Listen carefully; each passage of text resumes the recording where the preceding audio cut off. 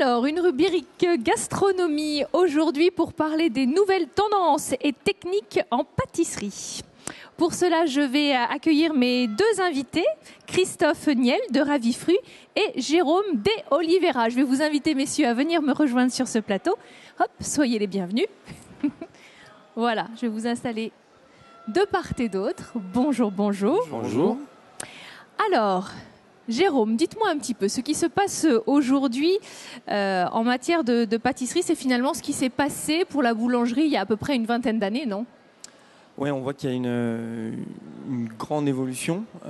Chaque professionnel veut montrer par des techniques et par son style et ses produits qu'il utilise, avoir un goût parfait pour plaire au plus grand nombre de consommateurs.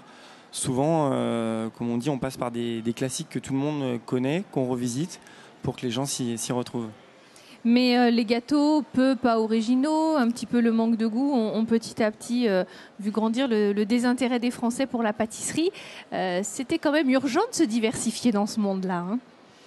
Ouais, c'est vrai que si on laisse trop de temps et qu'on reste sur ses lauriers, en fait, on voit qu'on n'a pas de changement. Et il y a une vague de jeunes pâtissiers qui ont redynamisé tout cet esprit pour redonner du plaisir aux gens. C'est vraiment notre seul but en tant que pâtissier, oui. C'est la générosité et le partage pour le palais. Très bien. Christophe, on a vu quand même une évolution intelligente, c'est-à-dire que bien sûr il faut faire évoluer les classiques, mais enfin de façon maîtrisée quand même. Oui, complètement maîtrisée. Il y a eu une évolution à un moment de la pâtisserie qui partait un petit peu dans on évolue. Et puis on s'est dit, attention, évoluer jusqu'où La base de la pâtisserie, et c'est ce que Jérôme dit, c'est le partage, mais le goût. Oui. Alors faire évoluer la pâtisserie, on a des techniques qui nous permettent de faire évoluer la pâtisserie, mais il ne faut pas oublier que la matière première que l'on veut partager, c'est le goût. Et Jérôme est l'exemple pour en parler. Le goût est l'élément principal de la pâtisserie en général et de la bonne pâtisserie surtout. On peut faire évoluer la pâtisserie, il ne faut pas faire évoluer le goût, il faut le faire évoluer dans le bon sens, en gardant les traditions. Et on revient de plus en plus aux gâteaux de tradition, qu'on fait évoluer dans la manière de le présenter, mais on le fait évoluer dans le goût pour garder un goût de plus en plus prononcé. On arrive à ce que nos aînés faisaient presque naturellement, sans trop le comprendre pourquoi. Nous, on a de la technologie, on sait pourquoi on peut faire et ce qu'on peut faire pour améliorer le goût. Et donc, on arrive à avoir des goûts qui sont de plus en plus précis, de plus en plus francs pour que la pâtisserie soit meilleure encore. Alors justement, au niveau de la formation, c'est vrai que les pâtissiers apprennent à peser pendant que les cuisiniers apprennent à goûter. Que pensez-vous de cette idée-là ? Les pâtissiers, c'est un cuisinier qui a réussi. Hein. Ça, tout le monde le sait. Tout le monde le sait. C'est parti. Bon. Non, mais c'est vrai, est-ce que ça évolue à ce niveau-là, au niveau de la formation, justement pour maîtriser ce goût ? Je dirais que c'est de plus en plus précis. Oui. C'est de plus en plus précis parce que justement, on a des ingrédients qui nous permettent de faire évoluer les matières et les matériels et sont là pour nous aider. Donc on a vraiment de la précision, on a des gélifiants maintenant on avait avant la gélatine, point, oui. et on redécouvre des gélifiants naturels, des gélifiants, voilà, l'agar-agar, la pectine, bien particulière. Quoi. Oui. Et là c'est vraiment de la précision, et il y a vraiment de la balance de précision. Ça devient vraiment de plus en plus technique. Mais c'est ce qui est intéressant aussi parce que justement en étant très précis, on a toujours dans la tête de garder que le développement du goût. Et c'est des produits qui ne peuvent que faire évoluer de la bonne pâtisserie. Dans le bon sens, oui. Les pâtissiers n'hésitent pas à aujourd'hui faire des fruits, par exemple, les stars d'une collection. Est-ce que vous êtes d'accord avec ça ? Est-ce que c'est vraiment une tendance que vous sentez ? Bien sûr. Il y a le chocolat et le fruit qui sont nos matières premières vraiment dominantes. Oui. Et moi, le premier, j'adore les fruits et on peut toujours avoir des accords très sympas et amener de la fraîcheur via plein de fruits. Oui, ça nous permet en même temps d'évoluer à travers les saisons. Oui, justement bien sûr. En gardant ce rythme des saisons, comme on peut le faire en restauration beaucoup plus facilement. en pâtisserie maintenant de boutique, parce qu'il y a 2 pâtisseries un petit peu, et Jérôme est bien placé pour le savoir.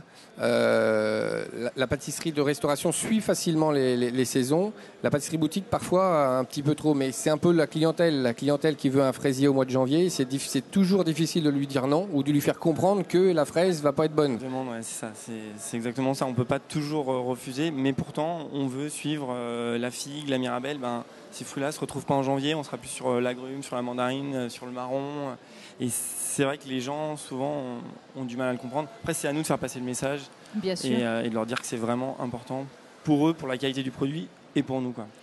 Comment on peut différencier vraiment ces 2 types de pâtisserie, justement, de boutique et de restauration? Qu'est-ce qui les sépare et qu'est-ce qui les réunit? Je dirais que la pâtisserie de restauration, c'est plus de la pâtisserie instinctive.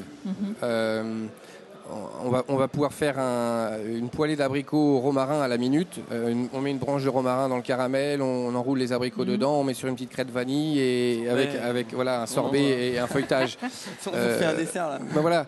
Et Jérôme, lui, va être plus obligé de réfléchir sur la maturation de son gâteau en boutique. Par exemple, s'il met du romarin et qu'il ne le maîtrise pas, le lendemain, ça va avoir un goût de savonnette. Que de romarin, voilà. Ouais. Donc c'est cette réflexion-là qui va être différente. Qui est plus anticipé, qui est avec une gamme de produits qui est bien définie, parce qu'on ne peut pas tous les jours se permettre de changer la vitrine. Les gens s'y retrouveraient pas pour leurs événements, pour leurs commandes le week-end ou leurs fêtes.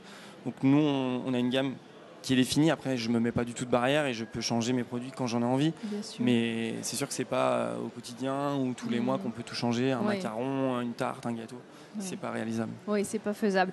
Il y a une nouvelle tendance très marquante en matière de pâtisserie, c'est que les desserts s'exposent de plus en plus dans les restaurants. Qu'est-ce qu'on peut dire là-dessus?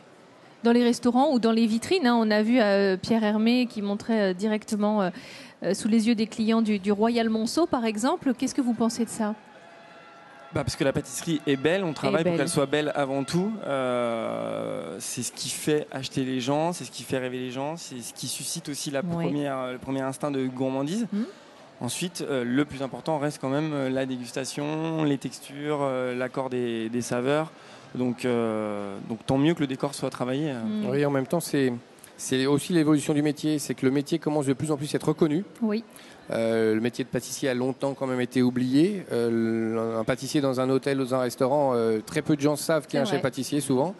Donc le métier commence à être connu. On sait qu'il y a un chef pâtissier qui est là. Dans un hôtel, il est là le matin pour le croissant. Il est là le midi si vous avez un séminaire. Il y a une pause et madeleine et tout ça. Le midi, il est là pour même le feuilleté des asperges du chef de cuisine. Le feuilleté, il est fait par le cuisinier, par le pâtissier. Et sans parler du dessert. Et la dernière bouchée au chocolat qui est dans la chambre avec la pièce en chocolat pour Pâques ou à Noël, c'est le pâtissier. Donc c'est vrai que le métier est là depuis des années, mais on commence seulement vraiment à se rendre compte qu'il y a vraiment un chef pâtissier qui a un rôle important dans un hôtel ou dans un restaurant et qui fait des œuvres.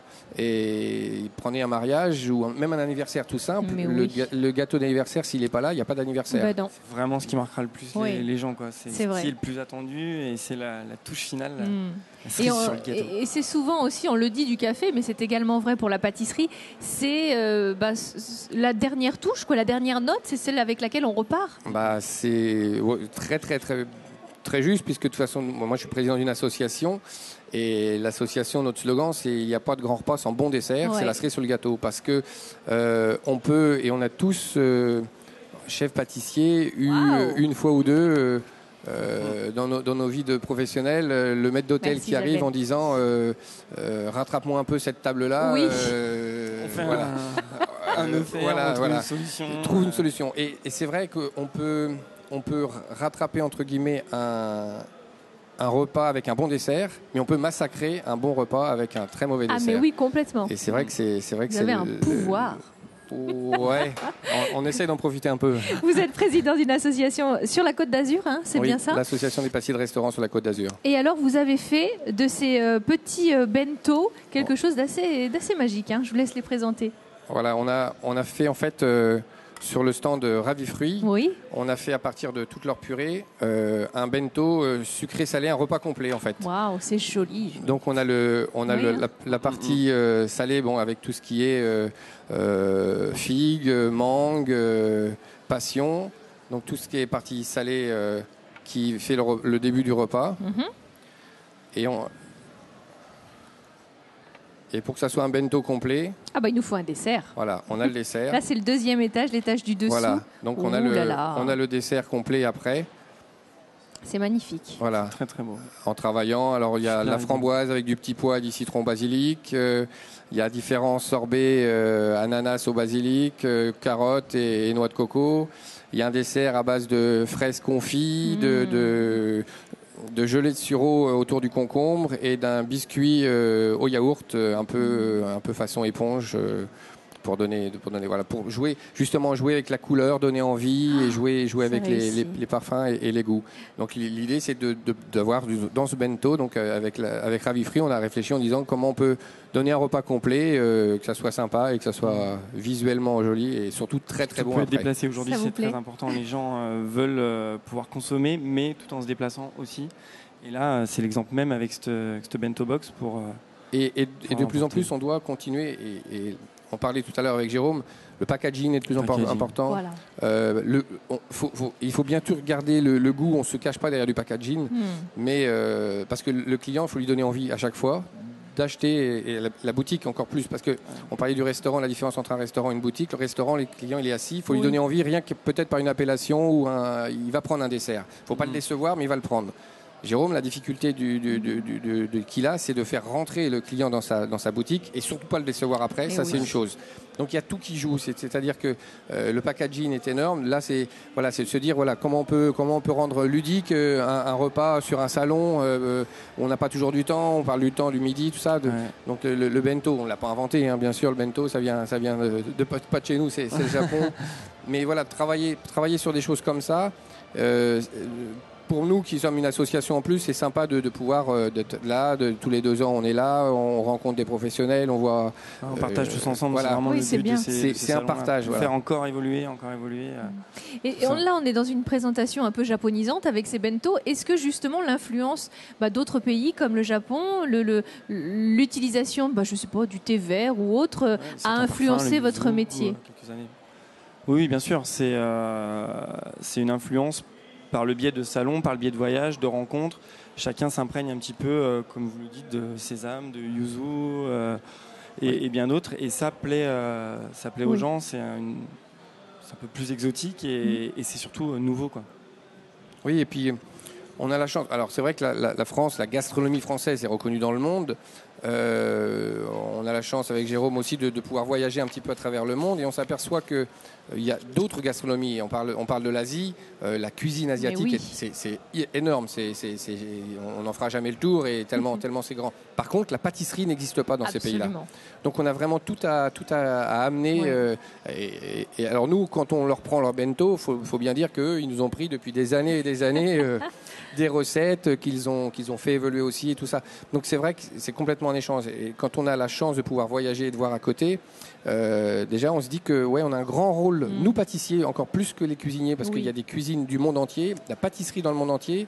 Au Japon, on mangeait beaucoup de litchi. Oui, voilà. C'est pas abouti. Voilà. Et dans d'autres pays comme ça. Et de la pâte de haricots rouges, c'est pas très...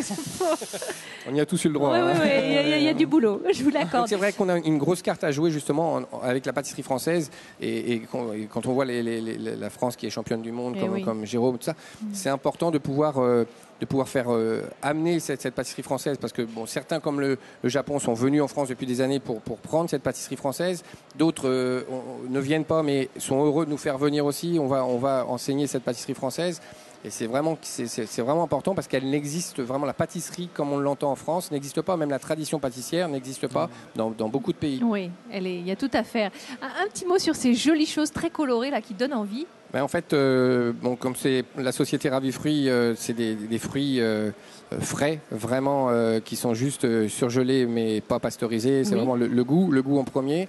Ça nous permet de faire de la pâtisserie, de faire même de la cuisine, et bien sûr tout ce qui est bar, cocktail, avec différents mélanges de fruits. Et autant le pâtissier peut s'amuser à faire des gâteaux avec des mélanges de goût en gardant un goût, et des sociétés comme Ravifry sont là pour nous aider à mettre le fruit dont on parlait tout à l'heure en avant.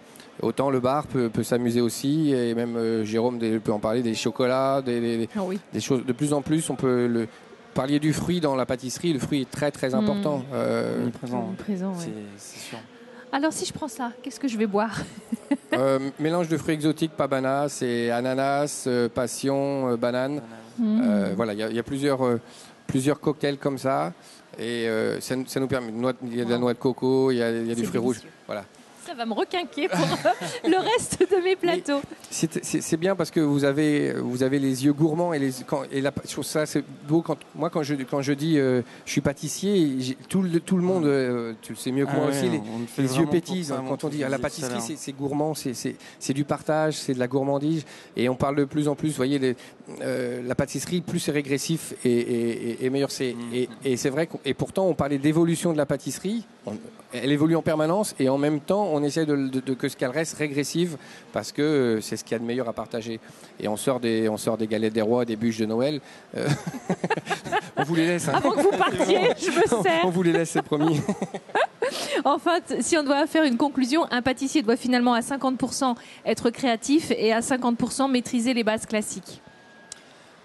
Exactement, ouais, c'est ça. Il faut se servir de ces techniques et ensuite vraiment jouer son rôle pour communiquer, son rôle de packaging, son rôle de service et ne jamais négliger son produit. Ouais, c'est important de parler de base aussi parce que alors je reviens à la restauration parce que Jérôme il a raison, pour pouvoir faire un gâteau il faut déjà maîtriser toutes les bases et après le faire évoluer et souvent on a tendance à dire pour faire un dessert à l'assiette c'est facile, on prend un bout de tac mais un bout de feuilletage il faut savoir faire le bon feuilletage pour faire un bon dessert à l'assiette. Sinon on a un dessert à l'assiette qui a un bout de feuilleté dedans mais c'est pas bon. Et puis maîtriser l'humidité qui soit donc toujours maîtriser la maîtrise c'est ce qui est le plus important et c'est vrai que des bonnes matières premières aussi parce que ça joue. Bien sûr. Il y a de nombreux artisans qu'on met pas toujours en lumière ou qu'on oublie et là ça en est l'occasion avec le fruit on parlait. C'est très important pour avoir à la fin aussi un bon résultat d'un gâteau, d'une tarte, d'un sorbet, d'un dessert à l'assiette. Et l'avantage l'exception, je dirais que Jérôme a, le don que Jérôme a, c'est que la maîtrise, ça se gagne dans les années. Oui. Et lui, il a été champion du monde. Tout jeune, 23 ans, il était champion du monde. Là, il nous énerve à la fin. Bon, merci beaucoup, messieurs. Merci à vous, merci pour l'accueil. D'avoir pris le temps, je vous en prie, de passer sur notre web TV Syrah. En attendant, et sans transition, mais juste pour le plaisir, avec quand même un petit brin de nostalgie, eh bien, je vous propose de regarder le meilleur du Syrah 2011.